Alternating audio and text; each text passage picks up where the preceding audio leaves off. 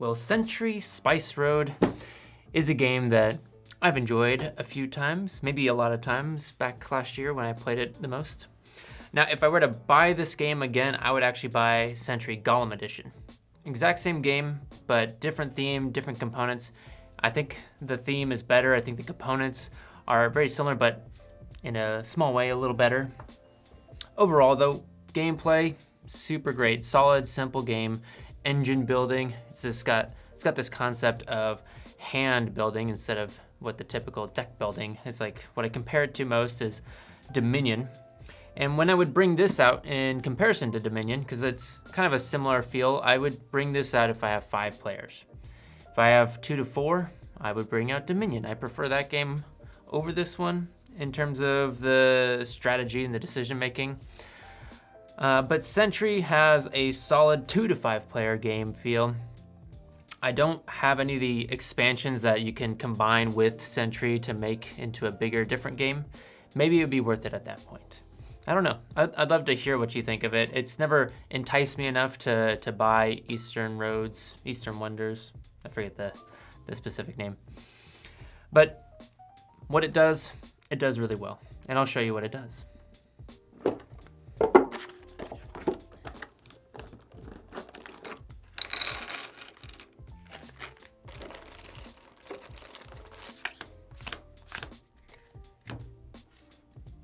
All right, so with it set up, I can show you how it delivers on the theme of trading spices.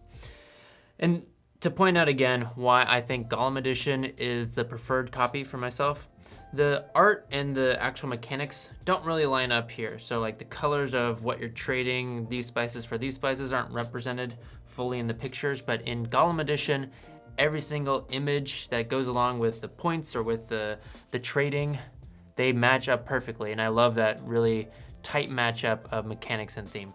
So that's the one little thing. Mechanically, game is exactly the same, but that's just a feeling thing and it makes it more fun, at least for me. So the point of the game, like most, is getting the most points, and you do that by buying point cards. So here is an example of a point card. So this costs 3 green cubes and 2 brown cubes.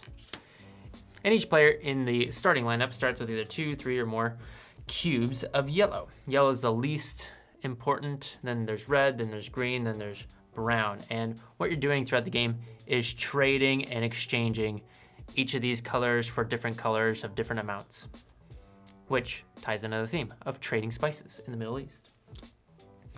So I think that way it delivers really well on the theme and the mechanics. And the actual gameplay, each person has a hand of cards. You start out with 2 basic ones. You can play a card and create what it says. So this says just add 2 yellow cubes. And so I add 2 yellow cubes. Then my turn is done. Yep, and it's played. I have the other one in my hand still. The other person, if they were to play this card, it's upgrade twice. So I can upgrade 1 cube from yellow, go up 2 to green. My turn is over. Or I can do 2 yellows into 2 reds. Now what you're doing is, that's one of the choices. You can also purchase one of these merchant cards. And you do that by paying resources. So if you want the third one, you pay 1, 2, you take the third, everything shifts over, flip over a card. This is now in your hand and you can use it on a future turn.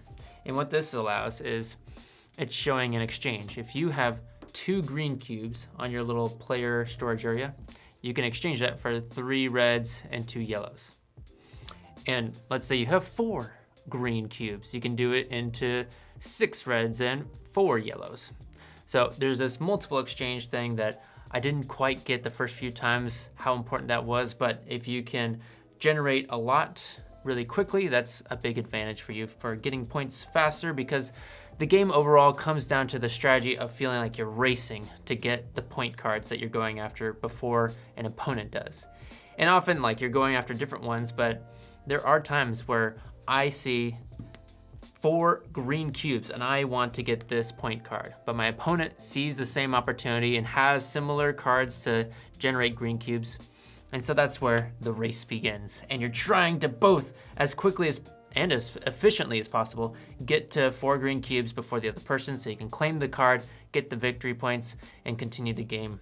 Ultimately though, once you've developed a good strategy on like maybe you're generating a lot of yellow cubes and you can transition those into green, and green from there you can transition and exchange for any color in multiple varieties. You're trying to develop this overall engine to create a lot of variety in the cubes you produce so that you can purchase any type of points you want. And you're either going for a few big pointed cards or lots of small pointed cards quickly. Those are kind of the 2 general ideas for getting points. Overall, I think this is a solid game for engine building, quick setup, quick teaching, and I've played it a lot myself. I enjoy it, and I'm sure with some expansions, there's new things to have in terms of decision making.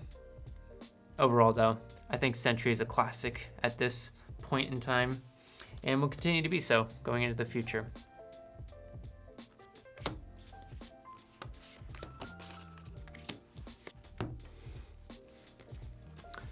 Now, I think the deciding factor of if you should own Century or not, it's a great game. It's not very expensive. It's worth owning in your collection if your friend group doesn't really have a copy. I think the real decision is, should I get Spice Road or should I get Golem Edition? At this point, if you want to and you expect to buy the other 2 expansions for Spice Road, that's the way to go. However, the Golem Edition now has the 2nd expansion that has been made, and I'm assuming that in the future we'll have the 3rd. So that's less of a reason to not go with the Golem Edition. If you want all 3 right now, Spice Road is the right way to go. But that's how I tell people to make the decision. If you think you're going to get the expansions, maybe go with Spice Road. Otherwise, get Golem Edition.